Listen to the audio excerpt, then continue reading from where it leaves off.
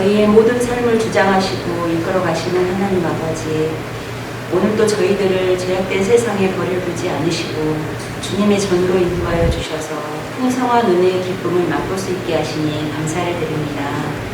이 시간 주님의 전에서 찬송을 부르며 기도하며 예배드릴 때 주님의 은혜와 사랑으로 가득 덮여지게 하시고 진리의 말씀으로 가득 채워주시옵소서.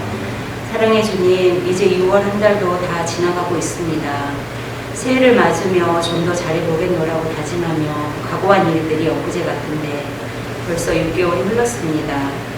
그러나 저희들 자신을 돌아보니 입만 무성했을 뿐 열매 맺은 것이 별로 없었습니다. 남은 6개월도 열매 없는 무화과 나무처럼 입만 무성한 신앙생활이 되지 않게 하시고 주님께 하는 광줄이 가득 담아드릴 수 있는 열매 맺는 신앙생활이 되도록 이끌어 주시옵소서. 자비로우신 주님, 주님께 참 마음으로 예배드리기 원하면서도 세상의 온갖 염려와 근심으로 인하여 무거운 마음으로 예배드리는 성도들도 있는 줄 압니다. 저희들의 답답한 마음들이 예배드리는 동안 주님의 평안으로 채워지게 하시고 주님의 말씀으로 인하여 위로받게 하시며 신앙의 힘을 얻어서 소망이 넘치는 생활이 되게 하여 주시옵소서. 이 시간 주님의 말씀을 선포하시는 목사님을 기억하시고 성령의 능력으로 붙들어 주셔서 힘있고 권세 있는 말씀만 증거하게 하시고 목마른 영혼마다 생수가 넘치는 은혜의 말씀이 되게 하여 주시옵소서. 저희들의 연약함을 아시는 주님께서 친히 주장하시고 도와주실 줄 믿사옵고 예수 그리스도의 이름으로 감사하며 기도드립니다. 아멘.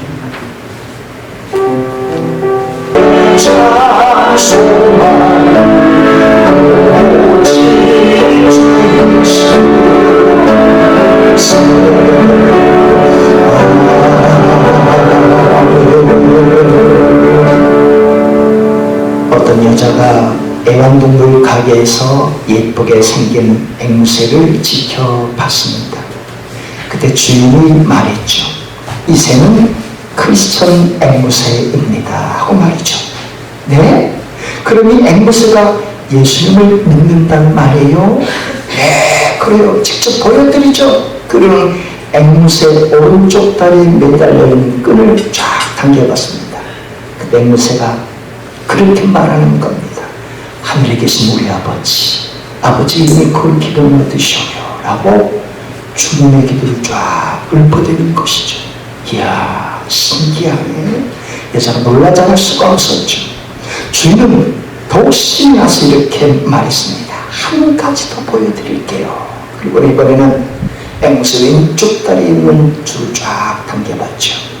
그랬더니 그 앵무새가 나는 전능하신 아버지 하나님 전지의 창조주를 믿습니다. 사도신경을 줄줄줄 외우는 것이었죠. 너무나도 놀란 그 여자가 입을 다물지 못했죠. 그러면서 이렇게 말합니다. 그럼 주님, 양쪽 발에 줄을 당기면 어떻게 됩니까? 주님이 말하기도 전에 그 앵무새가 먼저 치고 나면서 이렇게 말합니다. 어떻게 되긴 엉덩망아를찢지. 양쪽 발이 탁 당겨버리면 넘어질 수밖에 없다는 뜻이죠. 웃자만 이야기지만 그 속에도 우리에게 깨달음을 주는 것이 있지 않겠습니까? 우리가 주님께 기도를 드리는 것이 어쩌면 앵무새처럼 계속 중을 대는 것이지 않을까 하고 말입니다. 앵무새가 신비해 보이게 하나님께 기도할 때 자꾸 내 요구만 통보하는 수준으로 하나님께 기도하는 것은 아닌지 말입니다. 지난 시간에 살펴봤지만 예수님께서 제자들에게 기도를 알려주신 동기와 목적이 있지 않았습니까? 이방인들처럼 주문부원하고 앵무새처럼 하고 한 말을 또 하고 또 하고 하기 때문에 그만큼 하나님을 중심에 모시지 않고 너희들을 중심에 놓고 기도해 오지 않았느냐 하는 뜻에서 말이죠. 우리의 기도는 그런 기도와는 달라야 한다고 지난 시간 살펴봤죠. 우리의 기도는 나를 중심에 놓고 내 욕구를 하나님께 통보하는 수준의 기도가 아니라 내가 소원한 바만을 끝내버리는 기도가 아니라 하나님의 주권, 하나님의 능력, 하나님의 영광을 온전히 내 심령에 모시고 드리는 기도라야 한다는 것 말이죠. 더 나아가 더 중요한 거 있지 않겠습니까? 우리가 기도드리는 대상이 누구인지 정확하게 알고 기도하는 것 말이죠. 하나님이 어떤 분인지도 모르고 하나님이 내게 무엇을 원하는지도 모른 채 기도한다면 우리의 기도는 미신을 쫓는 기도, 다른 종교인들의 기도와 다를 바가 없기 때문에 말입니다. 오늘 본문을 통해 주님께서 우리에게 말씀하시는 메시지가 바로 이것입니다.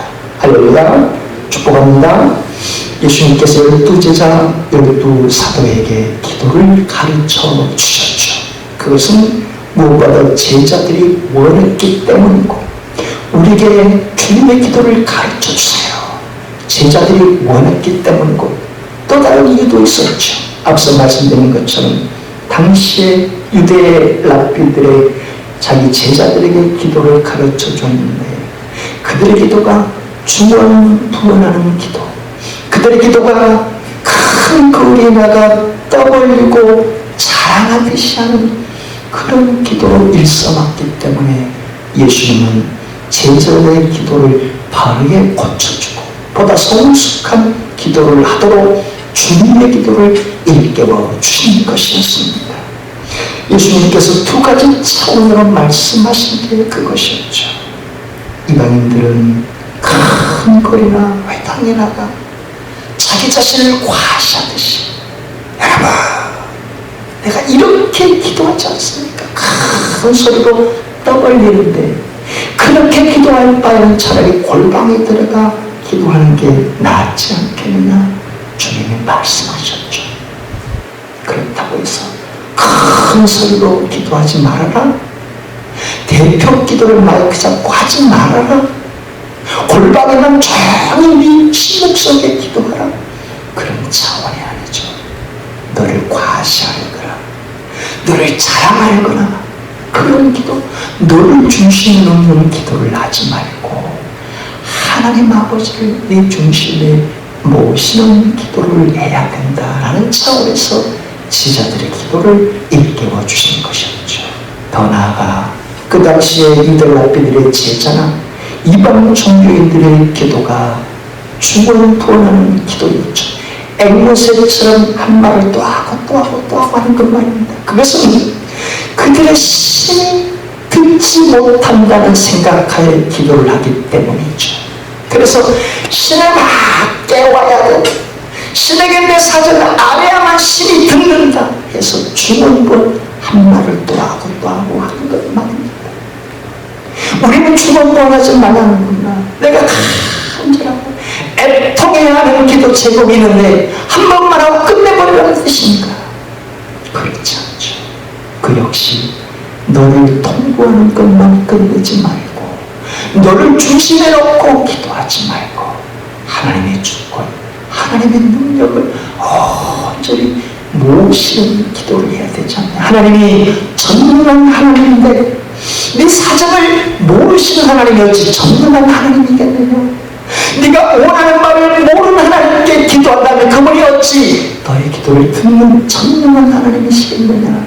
하나님은 인간의 모든 속사정까지 아시는 분인데 그 하나님께 자꾸 통보하는 것만으로 기도하지 말고 하나님을 정말 기도의 주체로 모셔서 기도해야 하지 않겠냐 하는 차원에서 예수님께서 주님의 기도, 당신의 기도를 제자들에게 알려주신 것이었죠. 어떻습니까? 지난 한 주간 동안 여러분들은 주님께서 일깨워주신 기도를 해오셨습니까? 아침에 일어나서 그리고 일과를 시작하는 가운데 하루 일과를 마치고 하나님을 몇 차례 찾으셨습니까? 하나님께 기도를 드리는데 예전처럼 이방인들처럼 중언부언하고 과시하고 자랑하듯이 혹은 내 뜻만을 통과하고 끝 이런 식으로만 기도를 해오셨습니다. 주님은 주님의 하나님 아버지의 주권과 능력을 온전히 중심에 모시고 기도하는 자의 기도를 더 들으시는 아버지신 줄 믿습니다. 그런 자의 기도에 주님이 역사하시고 응답하지 않으시겠습니까? 오늘 본문은 주님께서 기도를 가르쳐 주시는 첫 번째 부분입니다. 오늘 마태복음 6장 9절 말씀만 다시 한번 같이 읽겠습니다. 아멘. 그러므로 너희는 이렇게 기도하라. 하늘에 계신 우리 아버지여, 이름이 거룩히 여김을 받으시오며. 주님께서는 너희들은 앞으로 이렇게 기도해라 하면서 첫 운을 떼신 것이죠.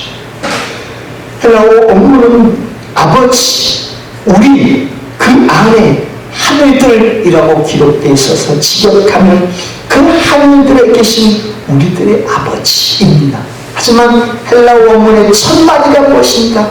파테르, 아버지가 맨 처음 나옵니다. 왜 예수님께서 제자들에게 아버지라고 첫 마디 말을 하셨겠습니까? 기도의 대상이 누군지 너희들은 분명히 알고 기도해라 하는 뜻이죠. 기도의 대상이 누군지 모르고 기도하고, 불교의 마호메 트에게 향해 기도하거나 이슬람의 알라신을 향해서 기도하거나 또 내림굿을 받은 무당의 그 귀신에게 기도하시, 너희들도 기도의 대상자가 누구인지 모르고 기도하는 귀신이 듣지 않겠냐 하는 뜻과 같은 이치 아니겠습니까? 우리가 누구에게 기도하고 어떤 대상자에게 기도하는지 명확히 일깨워 주시기 위해서 아버지란 말을 예수님이 맨 처음 사용하신 것이죠. 내가 아버지 하면 무슨 생각이 듭니까? 육신의 아버지 해도 어릴 때 아버지가 내 모든 것을 다 들어주시는 아버지, 내가 힘이 될 때 나를 번쩍 들어 올려주는 아버지 하면 친근감이 들죠. 하나님은 너희들에게 친근하신 아버지 하나님이시다 라고 말씀해 주는 것이죠. 주님께 기도를 드릴 때 존귀하신 아버지, 그리고 더 나아가 인간의 생사복을 주관하시는 하나님, 천년의 천지 만물을 주관하시는 천명자 아버지, 이렇게 기도하면 좀 거리가 느껴지는 하나님을 생각하기 쉽지만, 아버지 하면 저 가까이 계시는 영적인 아버지 하나님을 떠올릴 수 있다는 사실이죠. 누가복음 15장에 둘째 아들이 아버지 재산을 가지고 나갔습니다. 아버지 보십시오, 내가 아버지 재산으로 성공하고 돌아오겠습니다. 아버지 재산을 다 그 자기 갈당의 몫을 받아가지고 다 쓰고 나가는데 웬걸 하는 일마다 망해지고 이제는 다 빈털터리가 되어버리고 남의 집에 쥐염 열매를 먹고 살아가는데, 그때 깨닫습니다. 내 아버지 집에 돌아가면 먹을 것이 풍부한데 이제라도 돌아가야 되겠다. 자기 아들이 집 나간 그때부터 그 아버지는 이제야 돌아올까 저제나 돌아올까 동네 동구 밖에서 기다리는 아버지였습니다. 그리고 그 아들이 마침내 집 앞 동네 앞에 오는데 아버지를 알아보지 못했지만 아버지는 저는 내 아들이다 벌써 알아보는 아버지였죠. 그 아들이 돌아올 때는 첫 마디가 무엇인가? 아버지라는 말입니다. 그래서 누가복음 15장 21절에 그 탐자가 이렇게 고백을 합니다. 아버지여 파테르. 오늘 예수님이 알려준 것 똑같은 말입니다. 아버지여, 내가 하늘과 아버지께 죄를 얻었사오니 지금부터는 아버지 아들의 일컬음을 감당치 못하겠나이다. 이렇게 세 번씩이나 파테르 아버지라고 고백하는 말입니다. 어떻습니까? 그 뒤에 말이 나오지만 다른 말 다 빼놓고 아버지란 말 한마디면 다 해결되는 것 아니겠습니까? 내가 하나님 아버지의 자녀로서 살아가다가 죄를 범하고 하나님이 원하지 않는 길을 걸어가다가 방탕하다가 다시 뉘우치고 회개하고 하나님 아버지께 돌아와 기도할 때 아버지라고 하면 하나님 역시 우리 모든 죄를 다 사해 주시고 나를 다시금 받아주시는 아버지 하나님이신 줄 믿습니다. 너희 죄가 주홍같이 불고 있더라도 진홍같이 불고 있더라도 양털같이 깨끗이 씻어주시는 이유가 하나님과 나 사이가 아버지와 자녀 사이가 되었기 때문에 누구를 통해서요? 예수님의 십자가와 부활을 통해 예수님을 구주로 영접한 자들은 예수 그리스도 안에서 하나님을 아버지라고 부를 수 있는 자격을 주시기 때문에 말입니다. 양자된 우리가 하나님 앞에 아버지라고 부르시는 자격보다 더 좋은 게 있겠습니까? 그 대상이신 하나님 아버지께 기도할 때, 하나님 아버지께 나의 죄를 회개하며 고백할 때 하나님은 들으시고 품으시는 아버지이십니다. 할렐루야. 그 아버지를 향해서 왜 엄마라고 하면 안 돼요? 하나님 엄마라고 말해요. 안 될 것도 실은 없겠죠. 하나님은 당신의 형상대로 남자만 지으신 게 아니라 여자도 지으셨기 때문에 말입니다. 그것을 일컬어 부성애를 지니신 하나님, 모성애를 지니신 하나님, 부성과 모성애는 동시에 지니신 분이시죠. 부성이라면 강함, 능력을 말하는 것 아니겠습니까?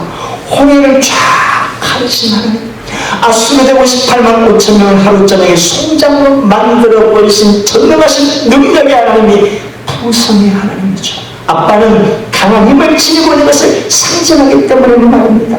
그렇다고 모성이 없는 하나님이 아닙니다. 이스라엘을 지키시는 자는 졸지도 아니하시고 주무시지도 아닙니다.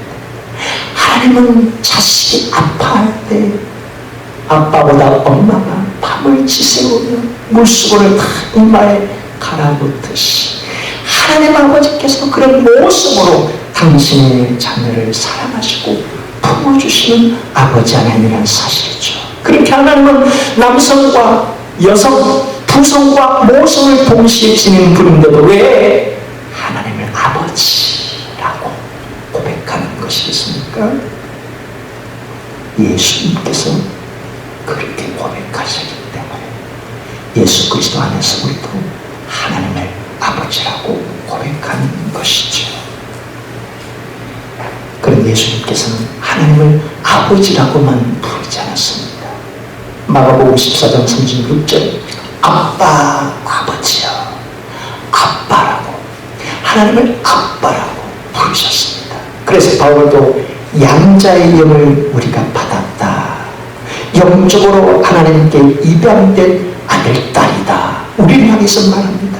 그래서 이렇게 로마서 8장 15절, 갈라디아 4장 6절 이렇게 말합니다. 너희는 다시 무서워하는 종의 영을 받지 아니하고 양자의 영을 받았으므로 우리가 아빠, 아버지라고 부르짖느니라. 우리가 하나님을 향해 아버지라고 부를 뿐만 아니라 아빠라고도 부를 수 있다는 겁니다. 양자된 아들의 딸의 입장에서 말입니다. 아빠라고 부르면 어떻습니까? 나이가 성인이 되어서는 아버지라고 부르고 어렸을 때는 초등학교 2학년 때는 아빠라고 더 부르죠. 지금도 자식이 손주를 낳아서도 아빠라고 부를 수도 없잖아요. 이렇게 있죠. 그럼 대부분 갓난아기 때, 아장아장 걸을 때, 초등학교에 입학한 전후로 아빠라고 부르는 게 대부분이죠. 아빠라고 하는 것은 그만큼 더 친근감을 뜻하는 것이죠. 뭐니라고 아빠 안길 수 있는 자식 말입니다. 우리도 하나님을 향해 아빠라고 부를 수 있다는 겁니다. 중요한 것은 나와 하나님 아버지의 관계가 그런 관계인가? 이게 참 중요하죠. 나는 내 생명의 주관자가 하나님이심을 믿고 있는가? 나는 내 육신과 내가 가진 모든 것이 주님의 주권자임을 내가 의탁하며 살아가는가? 이 관계가 형성된 자들은 얼마나 얼마든지 영적으로 아빠, 아버지라고 부를 수 있다는 사실입니다. 우리 기도의 대상자여, 우리의 기도를 들으시고 역사하시고 응답하시는 하나님을 아빠, 아버지라고 부르며 기도하는 게 얼마나 중요한지 잊게 해주는 말씀입니다. 꽃다운 나이에 혼자 되어 자식을 생명같이 여기며 외아들을 키우는 어머니가 있었습니다. 가시고기는 성장해서 자식들에게 살점을 다 뜯어먹히면서 죽는 게 가시고기 아닙니까? 그렇듯이 자기 욕심이 문드러질 정도로 다 돌보면서 자식을 애지중지 키웠습니다. 그리고 그 자식이 이제 장성하여 어머니의 길에 부응하기 위해 유학을 떠났습니다. 미국에 유학을 가서는 어머니를 생각하면서 열심히 공부했고 거기에 정착하게 되었고 일을 하며 매달 편지와 함께 수표를 보내줬습니다. 그런데 고향에 계신 그 어머니는 편지를 받아보고 수표를 받아보면서도 공주의 삶을 살았고 동네 험한 일들을 다 하며 살았습니다. 고향 사람들은 어머니를 돌보자는 자식은 피곤하고 불효자식이라고 다 욕했죠. 그리고 어느 날 그 어머니가 죽어버렸습니다. 병원에도 가지 못한 채 죽어버렸던 것이죠. 그때 동네 사람은 너무너무 불쌍히 여겼고 그 자식만을 원망했습니다. 그리고는 그 집에 방에 들어가 보게 되었죠. 그리고 웬걸 그 집에 벽에 편지들이 하나씩 다 붙어 있음과 동시에 수표도 하나씩 편지 옆에 다 붙어 있는 것이었습니다. 왜요? 그 어머니는 그 수표가 도구인 줄 몰랐던 것입니다. 그 수표 역시 아들이 붙인 편지와 똑같은 것으로만 생각해서 덕지덕지 붙여놨던 것입니다.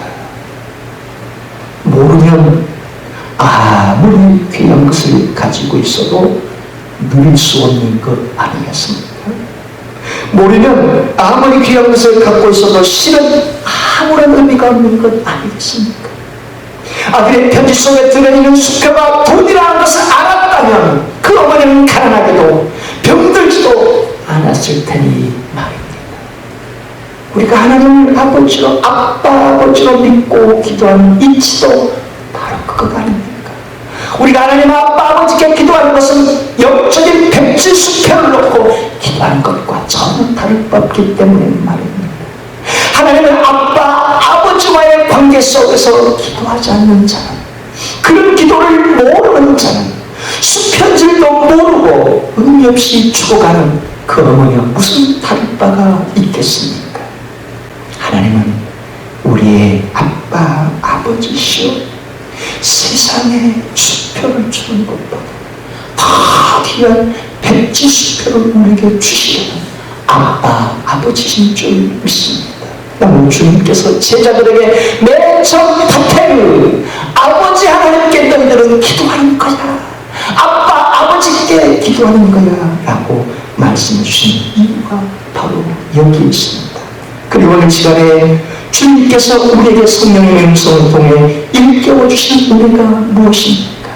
주님은 저와 여러분들이 우리 기도의 대상이신 하나님을 아빠 아버지로 믿고 기도하게 하시는 은혜를 베풀어 주신다는 사실이죠. 성령의 음성을 통해 우리가 어째 그렇게 말씀하지 않겠습니까? 사랑하더라, 사랑하는 딸아, 너는 기도할 때 앵무새처럼 죽을 뻔 주문하거든 기도하며 살고 있지는 않느냐? 너는 기도할 때 하나님의 주권과 능력을 모시기보다 너를 중심에 놓고 기도하며 살고 있지는 않느냐? 너는 하나님께서 어떤 분인지, 하나님이 큰 부성과 따뜻한 모성을 지닌 분인지 믿고 기도하고 있느냐? 너는 하나님을 아버지라고 또 아빠라고 친근히 여기며 간구하며 기도하고 있느냐? 그걸 모르면 수편일도 모르고 벽에 덕지덕지 붙여놓은 편지처럼 여기는 그 어머니와 무슨 다른 바가 있겠느냐?